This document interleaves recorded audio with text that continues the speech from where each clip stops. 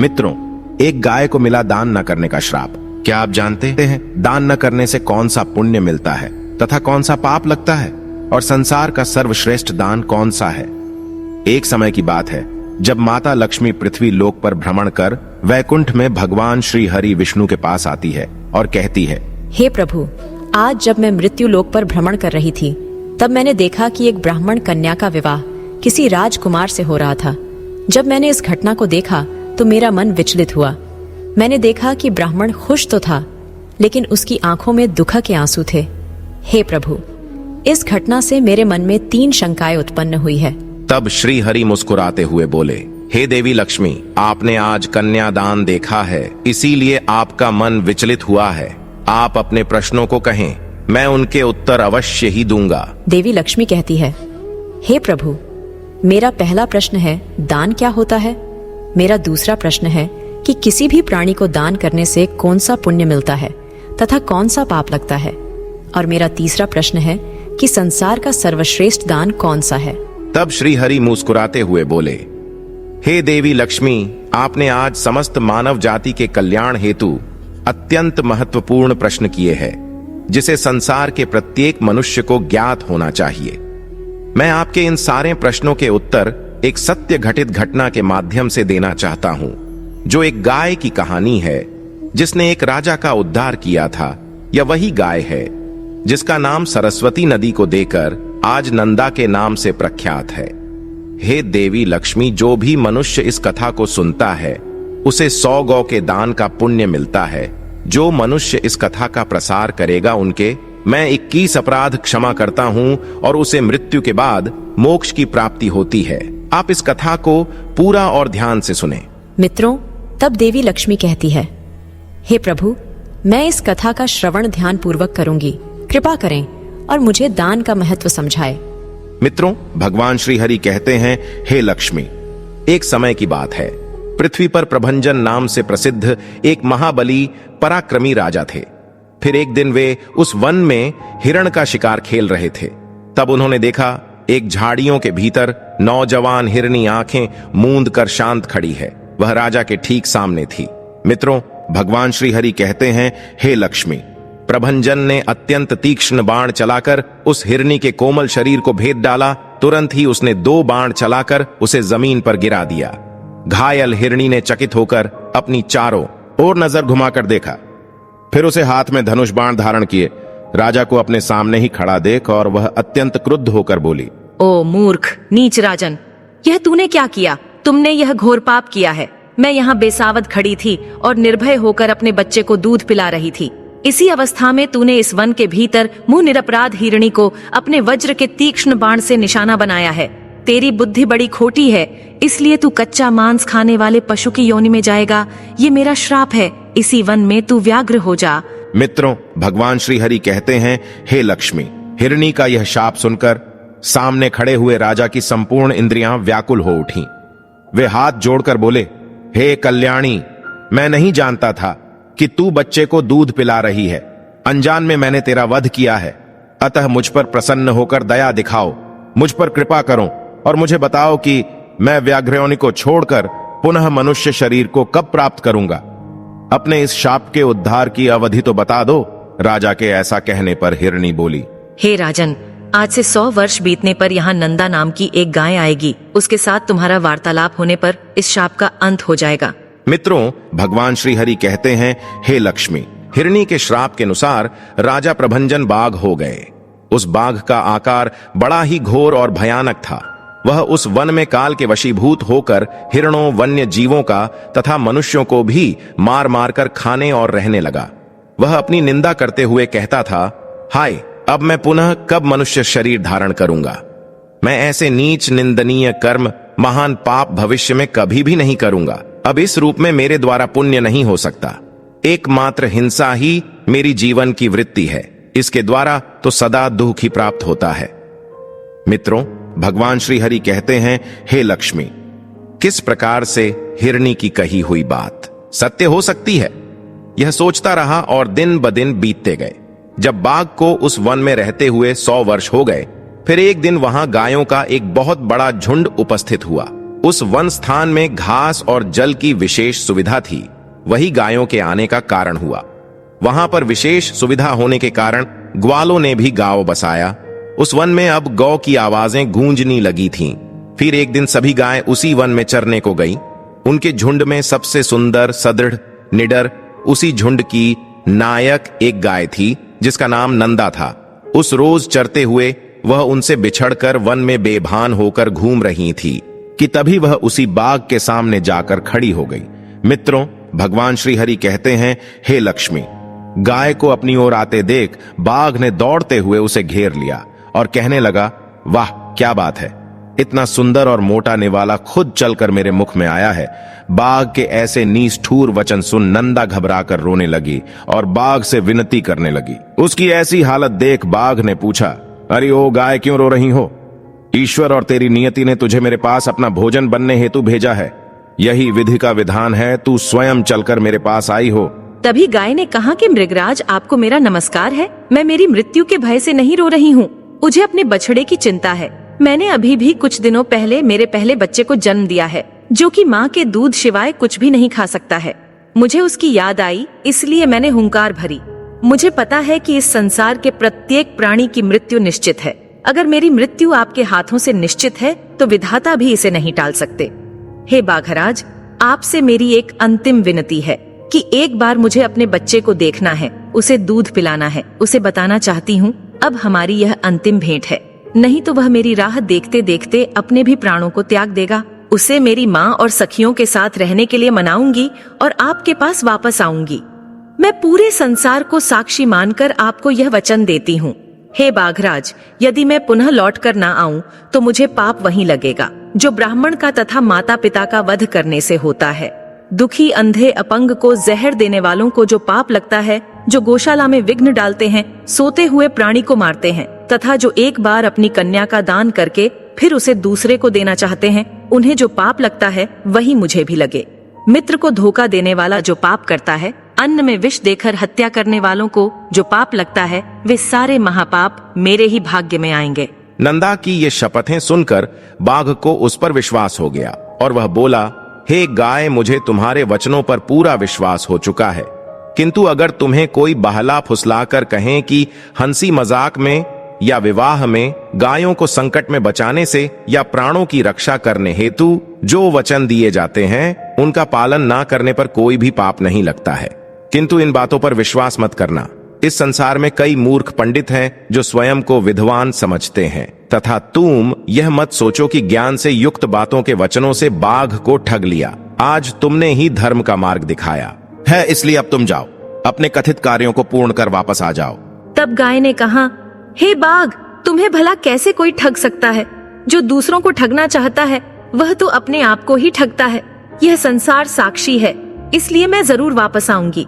ये कहकर गाय वहां से अपनी गौशाला में चली गई। मित्रों, भगवान श्री हरि कहते हैं, हे लक्ष्मी। गाय की आंखों में आंसुओं की धारा बहने लगी। अब उसके हृदय में बड़ा दुख था। जब उसने देखा कि उसका बछड़ा उसे पुकार रहा है तो दौड़ते हुए उसके पास चली गई, उसे चाटते हुए दूध पिलाने लगी और कहने लगी, हे पुत्र, आज हमारी यह अंतिम भेंट है। आज तुम जी भर के मेरा दूध पीकर अपना अंतःकरण शांत करो।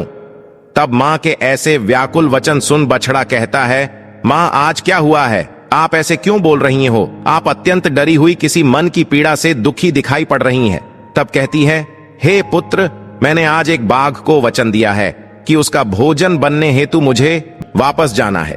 अगर वह मेरी बात को ना मानता तो हमारी भेंट संभव नहीं थी, इसलिए मुझे जाना ही पड़ेगा। तब बछड़ा बोला, मां, आप जहां जाएगी वहां मैं भी आऊंगा। आपके साथ ही मैं भी उस बाघ की भूख की शांत करूंगा, क्योंकि आपके बिना मैं तो वैसे भी मर जाऊंगा।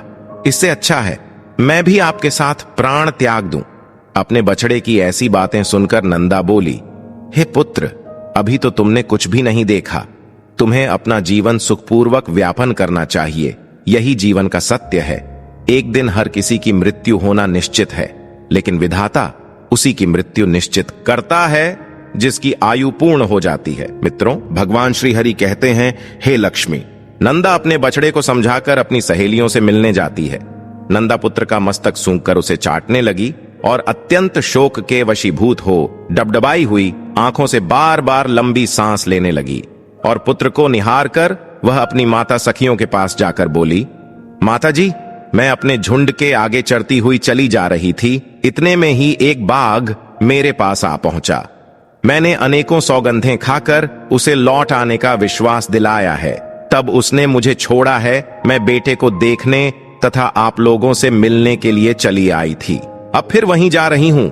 मां, मैंने अपने दुष्ट स्वभाव के कारण तुम्हारा जो जो अपराध किया हो वह सब क्षमा करना। अब अपने इस नाती को लड़का मानना। और बोली, प्यारी सखियों, मैंने जाने या अनजाने में यदि तुमसे कोई अप्रिय बात कह दी हो अथवा कोई अपराध किया हो तो उसके लिए तुम सब मुझे क्षमा करना। तुम सब मेरे बालक पर सदा क्षमा भाव रखना। मेरा बच्चा दीन, अनाथ और व्याकुल है, इसकी रक्षा करना। मैं तुम्ही लोगों को इसे सौंप रही हूं। अपने पुत्र की ही भांति इसका भी पोषण करना। अच्छा, अब क्षमा मांगती हूं। मैं सत्य को अपना चुकी हूं, अतः बाघ के पास जाऊंगी। तब नंदा की ऐसी बातें सुन सखियां बोलीं, हे नंदा, यह बड़े आश्चर्य की बात है कि बाघ के कहने से सत्यवादिनी नंदा पुनः उस भयंकर स्थान में प्रवेश करना चाहती है। शपथ और सत्य के आश्रय से शत्रु को धोखा दे अपने ऊपर आए हुए महान भय का नाश करना चाहिए। जिस उपाय से आत्मरक्षा हो सके वही कर्तव्य है। नंदे, तुम्हें वहां नहीं जाना चाहिए। अपने नन्हे से शिशु को छोड़कर सत्य के लोभ से जो तू वहां जा रही है, यह तुम्हारे द्वारा अधर्म हो रहा है। इस विषय में धर्मवादी ऋषियों ने पहले एक वचन कहा था, वह इस प्रकार है, प्राण संकट उपस्थित होने पर शपथों के द्वारा आत्मरक्षा करने में पाप नहीं लगता। जहां असत्य बोलने से प्राणियों की प्राण रक्षा होती हो वहां वह असत्य भी सत्य है और सत्य भी असत्य है। मित्रों, भगवान श्री हरि कहते हैं, हे लक्ष्मी।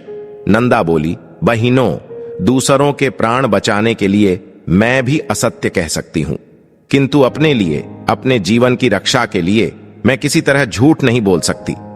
जीव अकेले ही गर्भ में आता है, अकेले ही मरता है, अतः मैं सदा सत्य ही बोलूंगी। सत्य पर ही संसार टिका हुआ है। सत्य के कारण ही समुद्र अपनी मर्यादा का उल्लंघन नहीं करता।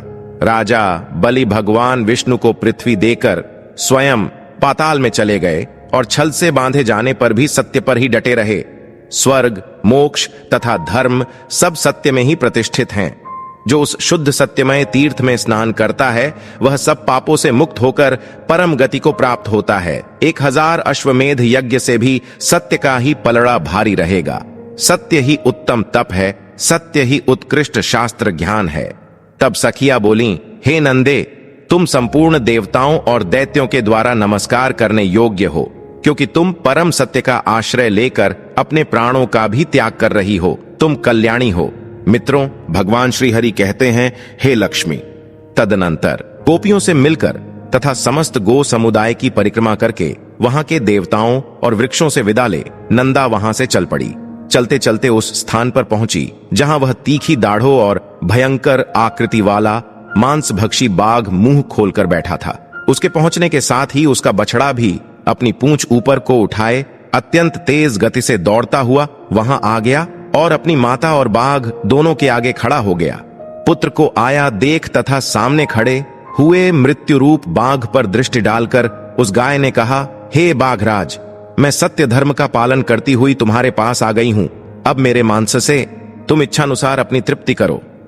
तब बाघ बोला, हे गाय, तुम बड़ी ही सत्यवादी निकली। तुम कल्याणी हो, तुम्हारा स्वागत है। सत्य का आश्रय लेने वाले प्राणियों का कभी कोई अमंगल नहीं कर सकता। तुमने लौटने के लिए जो पहले सत्यपूर्वक वचन किए थे उसे सुनकर मुझे बड़ा कुतूहल हुआ था कि यह जाकर फिर कैसे लौटेगी। तुम्हारे सत्य की परीक्षा के लिए ही मैंने पुनः तुम्हें भेज दिया था, अन्यथा मेरे पास आकर तुम जीती जागती गाय कैसे लौट सकती थी। मेरा वह कुतूहल पूरा हुआ। मैं तुम्हारे भीतर सत्य खोज रहा था, वह मुझे मिल गया। इस सत्य के प्रभाव से मैं तुम्हें आज छोड़ देता हूं। आज से तुम मेरी बहन हुई और यह तुम्हारा पुत्र मेरा भांजा हो गया। हे गाय, तुमने अपने आचरण से मुझ महान पापी को यह उपदेश दिया है कि सत्य पर ही संपूर्ण लोक प्रतिष्ठित है। गौओं में ऐसा सत्य है, यह देखकर अब मुझे अपने जीवन से अरुचि हो गई। अब मैं वह कर्म करूंगा जिसके द्वारा पाप से छुटकारा पा जाऊं। अब तक मैंने हजारों जीवों को मारा और खाया है। मैं महान पापी, दुराचारी, निर्दयी और हत्यारा हूं। पता नहीं ऐसा दारुण कर्म करके मुझे किन लोकों में जाना पड़ेगा। बहन, इस समय मुझे अपने पापों से शुद्ध होने के लिए जैसी तपस्या करनी चाहिए उसे संक्षेप में बताओ, क्योंकि अब विस्तार पूर्वक सुनने का समय नहीं है। मित्रों, भगवान श्री हरि कहते हैं, हे लक्ष्मी। गाय बोली, भाई बाघ, विद्वान पुरुष सत्य युग में तप की प्रशंसा करते हैं और त्रेता में ज्ञान तथा उसके सहायक कर्म की, द्वापर में यज्ञों को ही उत्तम बतलाते हैं, किंतु कलयुग में एकमात्र दान ही श्रेष्ठ माना गया है। संपूर्ण दानों में एक ही दान सर्वोत्तम है, वह है संपूर्ण भूतों को अभय दान। इससे बढ़कर दूसरा कोई दान नहीं है। जो समस्त चराचर प्राणियों को अभय दान देता है, वह सब प्रकार के भय से मुक्त होकर परब्रह्म को प्राप्त होता है। अहिंसा के समान न कोई दान है, न कोई तपस्या। योग एक ऐसा वृक्ष है जिसकी छाया तीनों तापों का विनाश करने वाली है। धर्म और ज्ञान उस वृक्ष के फूल हैं, स्वर्ग तथा मोक्ष उसके फल हैं। तुम्हें ये सभी बातें ज्ञात हैं या केवल मुझसे पूछ रहे हो? बाघ ने कहा, पूर्व काल में मैं एक राजा था, किंतु एक हिरनी के शाप से मुझे बाघ का शरीर धारण करना पड़ा।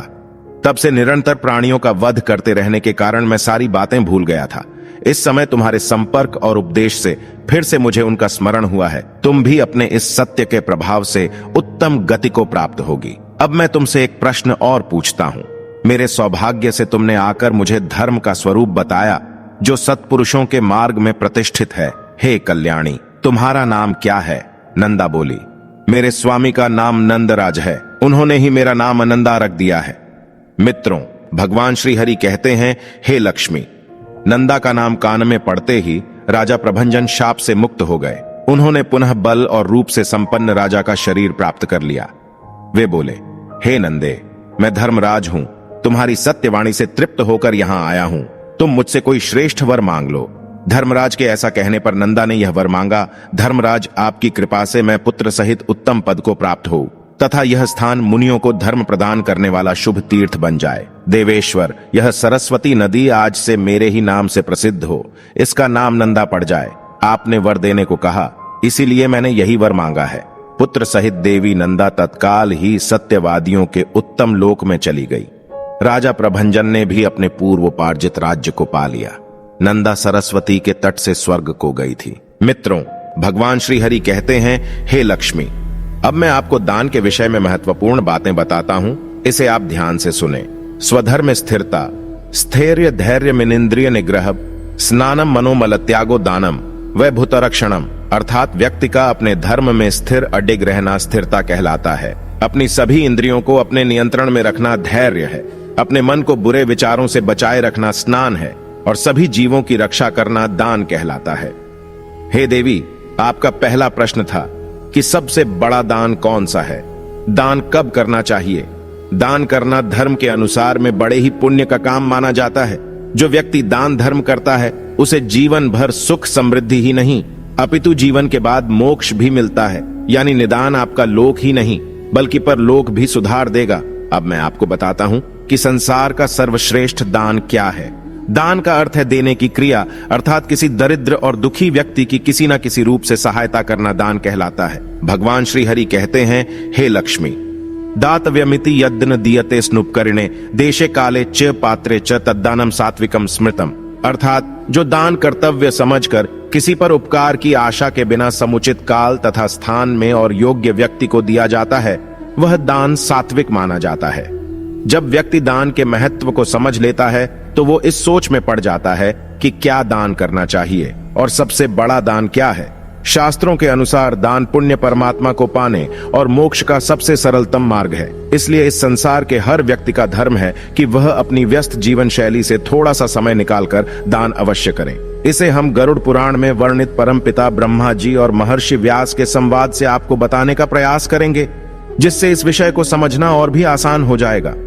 ब्रह्मा जी ने कहा कि ये महर्षि सत्पात्र में श्रद्धा पूर्वक किए गए अपनी प्रिय वस्तु का त्याग दान कहलाता है। यह दान इस लोक में भोग और परलोक में मोक्ष प्रदान करने वाला है। हे देवी, दान मुख्यतः 4 प्रकार का होता है: नित्य, नैमित्तिक, काम्य और विमल। फल की अभिलाषा न रखकर, परोपकार की भावना से रहित होकर। ब्राह्मण को प्रतिदिन जो दान दिया जाता है वह नित्य दान होता है। अपने पापों से मुक्ति के लिए विद्वान ब्राह्मणों के हाथों में जो धन दिया जाता है, ऐसा दान नैमित्तिक दान है, वह विमल दान कहलाता है। यह चारों दान अधिक कल्याणकारी है। एक की हरी भरी फसल से योगदान या गेहूं की फसल से संपन्न भूमि का दान वेदविद ब्राह्मणों को जो देता है उसका पुनर्जन्म नहीं होता और वह परम गति को प्राप्त होता है। भूमि दान से श्रेष्ठ दान ना तो आज तक हुआ है और ना होगा। इसके बाद गौदान धर्म में श्रेष्ठ दानों में से एक माना जाता है। शास्त्रों के अनुसार जीवन में एक बार किया गया गौदान व्यक्ति का लोक और परलोक दोनों सुधर देता है और उसे जीवन मृत्यु के चक्र से मुक्ति मिल जाती है। ऋग्वेद के अनुसार जो व्यक्ति गौदान करता है उस व्यक्ति को मृत्यु के पश्चात भी हम लोग के मार्ग में आने वाली वैतरणी नदी पार करने में कष्ट नहीं होता और उसे स्वर्ग लोक में बहुत उत्तम और उच्च स्थान मिलता है। इस कलयुग में गौदान सबसे उत्तम और कल्याणकारी माना गया है। इसलिए हर किसी व्यक्ति को अपने जीवन काल में एक बार तो गौदान अवश्य करना चाहिए। कुछ लोगों के लिए सबसे बड़े दान का उत्तर है भूखे का पेट भरना। ये वो दान है जिसमें थोड़ा सा दान भी एक व्यक्ति का जीवन बचा सकता है। आपका दिया थोड़ा सा भोजन किसी भूख से तड़प रहे व्यक्ति को तृप्त कर सकता है। दरिद्र और दुखी लोगों के लिए सबसे बड़ा दान क्या है? इसका उत्तर अन्न दान भी हो सकता है। अब जो किसी कन्या के माता या पिता हैं, उनके लिए कन्यादान दुनिया का सबसे बड़ा दान है। सनातन धर्म में कन्यादान सर्वोत्तम है। यह दान माता पिता द्वारा बेटी के विवाह में उस समय किया जाता है जब वह वर को अपनी बेटी का हाथ देते हुए कन्यादान करते हैं और बेटी के प्रति अपनी सभी जिम्मेदारियां वर को दे देते हैं।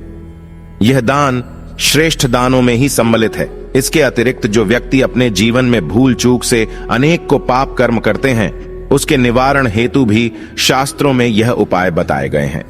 मित्रों, भगवान श्री हरि कहते हैं, हे लक्ष्मी, जैसे वैशाख मास की पूर्णिमा तिथि को उपवास रखकर जो व्यक्ति 5 या 7 ब्राह्मणों की विधिवत पूजा करके उन्हें मधु, तेल और घी से संतुष्ट करता है तथा उनकी गंध आदि से भली प्रकार पूजा करके यह कहता है कि प्रियता धर्म राजेति यथा मनसि वर्तते, अर्थात ये धर्मराज, मेरे मन में जैसा भाव है उसी के अनुकूल आप प्रसन्न हो। ऐसा कहने पर उसके जन्म भर किए गए समस्त पाप उसी क्षण में नष्ट हो जाते हैं। सबसे बड़ा दान क्या है, ये तो प्रश्न है ही, साथ ही ये भी प्रश्न सबके मन में उठता है कि दान क्यों करना चाहिए। सरल शब्दों में कहें तो दान वर्तमान के कलयुग में पुण्य पाने का और मृत्यु के बाद मोक्ष का सबसे उत्तम और सरल मार्ग है। हर एक व्यक्ति के निजी विचार और विचारों के अनुकूल ही कर्म कार्य करते हैं। उसी प्रकार हर व्यक्ति के दृष्टिकोण में पाप व पुण्य की अलग अलग परिभाषाएं हैं जिसके अनुसार वह अपना जीवन निर्वाह करते हैं। तो दोस्तों, उम्मीद है आपको यह कथा पसंद आई होगी, तो कमेंट करके अवश्य बताएं। जानकारी अच्छी लगी तो वीडियो को लाइक जरूर करें और कमेंट में जय श्री हरि विष्णु अवश्य लिखें। साथ ही चैनल को सब्सक्राइब करें। आप सभी का धन्यवाद।